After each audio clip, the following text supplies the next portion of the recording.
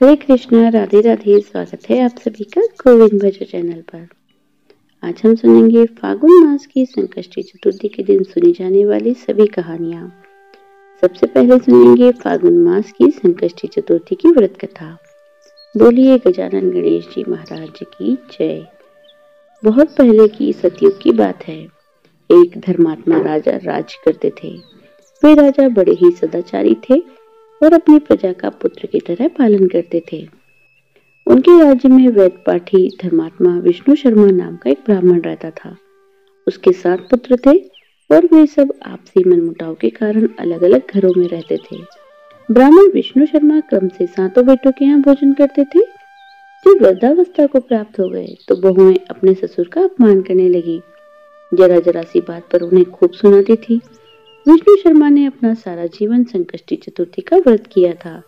अब वे वृद्ध हो गए थे और पूजा पाठ उनसे नहीं हो पाता था। फागुन मास की संकष्टी चतुर्थी आई तो वे अपनी बहुओं के पास गए और बोले, आज संकष्टी चतुर्थी है, तुम मेरे लिए पूजन की सामग्री इकट्ठी कर दो। अब मैं बूढ़ा हो गया हूँ, नहीं तो खुद ही कर लेता। बड़ी बहू ने कहा, पिताजी मेरे पास बहुत सा काम है, मुझे घर के काम से फुर्सत ही नहीं। आप तो हमेशा कुछ न कुछ लगाए रहते हो, मैं अब ये सब नहीं कर सकती। अपनी बड़ी बहू से अपमानित होकर विष्णु शर्मा ब्राह्मण वहां से चुपचाप चले गए। दूसरी बहू के पास गए। दूसरी बहू ने भी ब्राह्मण विष्णु शर्मा को अपमानित किया और अपने घर से निकाल दिया। इस तरह एक एक करके वे अपनी बहुओं से अपमानित होते गए। अंत में वे अपनी सबसे छोटी बहू के पास गए और उससे कहने लगे कि मेरे लिए पूजन सामग्री इकट्ठी कर दो। छोटी बहू बहुत गरीब थी, फिर भी उसने कहा, पिताजी आप दुखी न हो, मैं आपके लिए पूजन सामग्री ला देती हूँ। वह भिक्षा मांगकर पूजन की सामग्री ले आई। फिर उसने अपने ससुर के लिए पूजन की सामग्री इकट्ठी की और भक्ति पूर्वक विघ्न विनाशक गणेश जी की पूजा की। चंद्रोदय होने पर ससुर जी को भोजन करवाया और स्वयं भूखी रह गई। आधी रात को ब्राह्मण विष्णु शर्मा की हालत खराब हो गई। उन्हें उल्टियां होने लगी, दस्त होने लगे। छोटी बहू ने पूरा दिन कुछ भी नहीं खाया था, फिर भी वह अपने ससुर की सेवा में लगी रही। उसने उनके हाथ पैर धोए, पूरी रात अपने ससुर की सेवा करती रही। इस तरह से उसका रात्रि जागरण भी हो गया। प्रातःकाल होते ही गणेश भगवान की कृपा से उसके ससुर की तबीयत ठीक हो गई और उसके घर में चारों ओर धन ही धन दिखाई देने लगा। चारों ओर अन्न के भंडार लगे हुए थे। तब उसने आश्चर्यचकित होकर अपने ससुर से पूछा, पिताजी यह सब धन कहाँ से आया? तब ब्राह्मण विष्णु शर्मा ने कहा, बेटी तुम्हारे पास न धन था न सामर्थ्य। सामर्थ्य न होते हुए भी तुमने गणेश भगवान की पूजन की सामग्री इकट्ठी की और मेरे साथ संकष्टी चतुर्थी का व्रत किया। खुद भूखी रह गई और मुझे खाना खिलाया। यह सब भगवान गणेश की तुम्हारे ऊपर कृपा है। अब तो छोटी बहू बार बार गणेश भगवान की जय जयकार करने लगी और सारा धन समेटने में जुट गई। जब बड़ी बहू ने छोटी बहू को इतना अमीर देखा तो उससे ईर्ष्या करने लगी और अपने ससुर को ताने देने लगी। पता नहीं कहां से जन्मों जन्मों का पैसा जुटाकर रखा हुआ था, सारा का सारा छोटी बहू को दे दिया। तब ब्राह्मण विष्णु शर्मा ने अपनी बहुओं को संकष्टी चतुर्थी व्रत की महिमा बताई। ब्राह्मण विष्णु शर्मा की बातें सुनकर उनकी बड़ी बहुओं को अपनी गलती का एहसास हुआ और बहुत दुख भी हुआ। तब उन्होंने अपने ससुर से क्षमा मांगी और नियमित रूप से संकष्टी चतुर्थी का व्रत करना शुरू कर दिया। भगवान गणेश की कृपा से वह सबके सब संपन्न हो गई। बोलिए गजानन गणेश जी महाराज की जय। हे गणेश जी महाराज, जैसे ब्राह्मण विष्णु शर्मा के परिवार पर कृपा की, उसी प्रकार इस कहानी को कहने वाले, सुनने वाले, पुकारा भरने वाले सभी पर अपनी कृपा बनाए रखना। बोलिए गजानन गणेश जी महाराज की जय। पर सुनी जाने वाली पौराणिक कथा और गणेश जी की कथा। एक गांव में बुढ़िया माई रहती थी। उस बुढ़िया माई के ग्वालिया बचालिया नाम का एक बेटा था। बुढ़िया माई अपने बेटे के लिए 12 महीनों की चारों चौथ करती थी। बेटा लकड़ी लेकर आता और दोनों माँ बेटे बेचकर उससे गुजारा करते थे। बुढ़िया माई रोजाना लकड़ियों में से 2 लकड़ियां अलग रख देती थी और चौथ के दिन बेटे से छुपकर सामान लाती और उस सामान से 5 चूरमे के लड्डू बनाती थी। एक लड्डू गणेश जी को, एक लड्डू चौथ माता को, एक ब्राह्मण को, एक अपने बेटे को खिलाती और एक पूरा खुद खाती। एक चौथ के दिन बेटा अपनी पड़ोसन के घर गया। वह चूरमा बना रही थी। जब उसने पूछा कि आज क्या है जो चूरमा बना रही हो, तब वह बोली, मैंने तो आज ही बनाया है, तेरी माँ तो चारों चौथ को चूरमा बनाती है।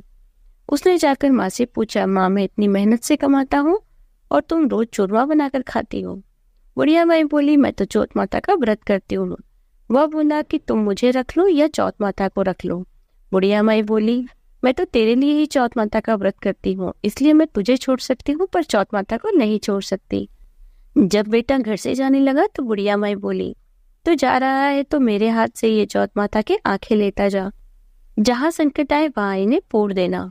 बेटे ने सोचा बात तो झूठी है पर ले चलने में क्या बुराई है। वह चलने लगा। थोड़ी दूरी पहुंचा था कि उसने देखा कि सामने खून की नदी बह रही है। कहीं से भी निकलने का रास्ता नहीं था, तो आंखा पुरकर बोला, हे चौथ माता, अगर तू सच्ची है तो रास्ता हो जाए। ऐसा कहते ही उसे बीच में रास्ता मिल गया। आगे गया तो घनघोर अंधेरा फैला हुआ था। उसने मन में सोचा कि मुझे शेर गिद्ध खा जाएंगे, इसलिए वह आंखा पुरकर बोला, हे चौथ माता, मुझे रास्ता मिल जाए। तब जल्दी से उसे रास्ता मिल गया। वह आगे चला गया और जाते जाते एक राजा की नगरी में जा पहुंचा। वहां का राजा रोज एक आदमी की बलि देता था। वह एक बुढ़िया माई के पास गया। बुढ़िया माई रोती जा रही थी और पोए बनाती जा रही थी। लड़के ने बुढ़िया माई से पूछा, हे बुढ़िया माई, क्यों रो रही हो? तब बुढ़िया माई ने जवाब दिया कि मेरे एक ही बेटा है जिसकी राजा आज रात बलि देने वाला है, मैं उसी के लिए ये पोए बना रही हूँ। तब वह बोला, हे बुढ़िया माई, तुम अपने बेटे की जगह ये पोए मुझे खिला दो, मैं उसकी जगह बलि चढ़ने चला जाऊंगा। बुढ़िया माई ने कहा कि मैं किसी दूसरे के बेटे को बलि कैसे चढ़ा सकती हूँ, लेकिन वह नहीं माना। तो बुढ़िया माई ने सारे पोए उसे खिला दिए। रात को जब राजा का संदेश आया तो बुढ़िया माई ने सोचा कि किसी दूसरे के बेटे को बलि चढ़ाने के लिए कैसे उठाऊं। बाहर की आवाज सुनकर वह जाग गया और राजा के आदमियों के साथ चला गया। वहां मटके पकाने का हाव, जिसमें कुम्हार मटके को पकाता है, बना हुआ था, जो एक मनुष्य को भोग लगाने के बाद ही उसमें आवा पकता था। सबने मिलकर उसको हाव में चुन दिया। वहां आंखा पुरकर हाव में बैठ गया। एक दिन में ही हाव पक गया और मिट्टी के घड़े सोने चांदी के बन गए। वहां एक जमादारनी झाड़ू लगा रही थी। तब झाड़ू से एक कंकड़ उछलकर उस बर्तन से जा टकराया।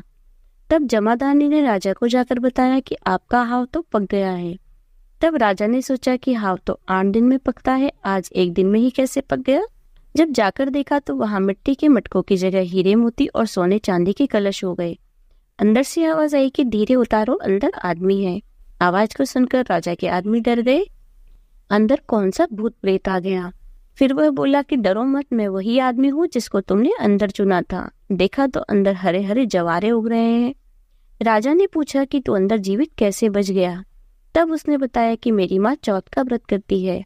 जब मैं घर से निकला था तो मेरी माँ ने मुझे आंखें दिए थे, मैं उन्हें पूर कर बैठ गया और चौथ माता की कृपा से मैं बच गया। तब राजा ने कहा कि मैं तेरे को एक घोड़े पर बिठाकर साकल बांध देता हूँ, यदि वह साकल खुलकर मेरे बन जाएगी तो तेरी चौथ माता सच्ची है। तब वह आंखें पुर कर बैठ गया और चौथ माता से कहने लगा, हे चौथ माता, अब तू ही मेरी लाज बचाना। तब साकल खुलकर राजा के बन गई। राजा ने अपनी बेटी की शादी उस लड़के से कर दी और बहुत सारा धन दौलत देकर विदा किया। पड़ोसन बोली कि बुढ़िया माई, तेरे बेटे बहू आए। जब छत पर चढ़कर देखा तो सच में बेटे बहू आ रहे थे। हे चौथ माता, जैसे आपने बुढ़िया माई और उसके बेटे पर कृपा बनाई, सभी पर अपनी कृपा बनाए रखना। चौथ माता की कहानी कहने वाले, सुनने वाले, हुकारा भरने वाले और पूरे परिवार पर अपनी कृपा बनाए रखना। आइए अब सुनते हैं विनायक जी की कहानी। एक ब्राह्मण था जो नित्य प्रतिदिन उठकर सुबह गंगा जी स्नान के लिए जाता और आकर विनायक जी की पूजा करता। विनायक जी की कहानी सुनता। उसकी पत्नी को पूजा करना अच्छा नहीं लगता था। वह गुस्सा हो जाती थी और कहती थी कि सुबह पहले पूजा करने बैठ जाते हैं, मैं झाड़ू निकालती हूँ, घर का काम करती हूँ, तुम्हें तो कोई काम नहीं है। ब्राह्मण उसकी बात को सुनता ही नहीं था। एक दिन ब्राह्मण गंगा जी नहाने के लिए चला गया और पीछे से ब्राह्मण ने विनायक जी को छुपाकर रख दिया। वापस आकर ब्राह्मण ने कहा, विनायक जी की मूर्ति कहाँ गई? तो ब्राह्मणी बोली कि मुझे नहीं पता। ब्राह्मण ने खाना नहीं खाया और पानी भी नहीं पिया। ब्राह्मण ने कहा कि जब तक विनायक जी की पूजा नहीं कर लेता तब तक अन्न ग्रहण नहीं कर सकता। मैं तो विनायक जी की पूजा करने के बाद ही अन्न ग्रहण करूंगा। ब्राह्मणी ने ब्राह्मण को बहुत समझाया कि खाना खा लूं, लेकिन उसने नहीं खाया। दोनों को लड़ते झगड़ते देखकर विनायक जी की मूर्ति हंसने लगी। तब ब्राह्मणी गुस्से में आकर बोली कि वह मूर्ति वहां रखी है। उसके बाद ब्राह्मण ने विनायक जी की पूजा की। तब अचानक ही विनायक जी की मूर्ति बोल उठी कि तुझे मेरी सेवा करते हुए बहुत दिन बीत गए, कुछ मांग। ब्राह्मण बोला कि अन्न मांगू, धन मांगू, जितना दुनिया में है सब सुख मांगू। तब विनायक जी ने सारा सुख, अन्न, धन सब ब्राह्मण को दिया। ब्राह्मणी को इतना अन्न धन मिलने से उसकी भी पूजा करने की श्रद्धा जाग उठी और उसने मंदिर में से मूर्ति घर में रखवाई। खूब प्रेम से पूजा करने लगी।